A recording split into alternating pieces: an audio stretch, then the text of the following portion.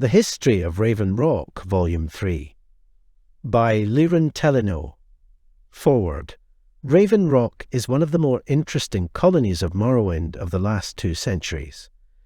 So much has happened to this tiny town in such a short amount of time, and so many lives have been affected by it.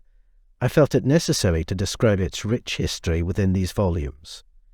During my research, I lived in Raven Rock for almost 3 years, and I got to know many of my fellow Dunmer who call Raven Rock their home. I hope that my readers will appreciate the amount of fortitude and perseverance that it must take to endure life in such an inhospitable and untamed land. All was going well in Raven Rock until 4E95, when an attempt on Lurel's life was made without warning. Fortunately, the attack was unsuccessful thanks to the prowess of the Redoran Guard. Under questioning by Captain Modin Velith, the assassin was revealed to be Villar Yulin of House Hlalu.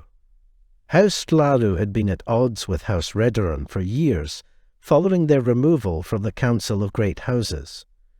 The Hlalu believe that House Redoran was instrumental in this reorganization, and have held a grudge ever since. Their attempt on Lurel's life was meant to send a message to the Council that House Redoran was not as mighty as they purported to be, and that they were truly vulnerable and weak. The Redoran Guard investigated further and discovered that Villar had been organizing a coup in Raven Rock in an attempt to fully wrest control of the island from Lurel's grasp. Villar and his conspirators were executed, and the coup was quelled. Several recent events have served to solidify the Dunmer people's respect for Lurel Morvain. In 4E130, the bulwark began to show its age and threatened to crumble. The councillor elected to use the bulk of his personal fortune to have it repaired. In 4E150, a small force of Argonians landed on Solstheim with the intent of wreaking havoc on the island, and Councillor Morvain led the charge against them personally. And in 4E170, when the Ebony mine finally began to dry up, he drained the remainder of his coffers, keeping the people fed. By 4E181, the mine's ebony veins were completely exhausted. Lurel ordered the mine to be shut down, and Raven Rock turned to hunting and fishing for its trade. A few Dunmer families departed Solstheim and returned to the mainland, but most stayed behind.